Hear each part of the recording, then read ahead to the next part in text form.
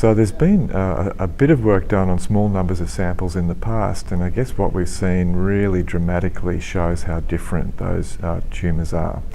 So I guess for the melanomas inside the body, one of the things that stood out, of course, is that there's no signal from the sun. There's no evidence of sun damage on their DNA, and that wasn't a surprise. I think it was a big surprise that we didn't see any of that signal from the sun in the finger and toe melanomas, because they get a lot of sun exposure. And in fact, in people who have, say, African American skin pigmentation, that is the place where they have least pigmentation, is around the fingernails and on the palms and soles. And so what we saw was that there's absolutely no sign of any sun imprint there. And that's pretty important, because it means that we have to be looking for the other causes of melanoma in those sites.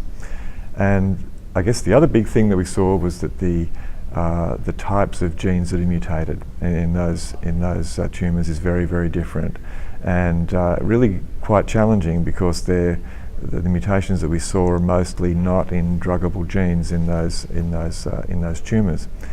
There were other things we looked at, of course. We saw that this was really the first time that anyone's had a systematic look across all of that DNA that sits outside the genes, the non-coding DNA.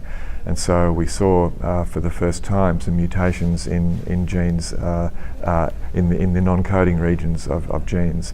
And that survey, I think, is going to take time to deepen and to fully validate, but it's the start of I think, a very big piece of work.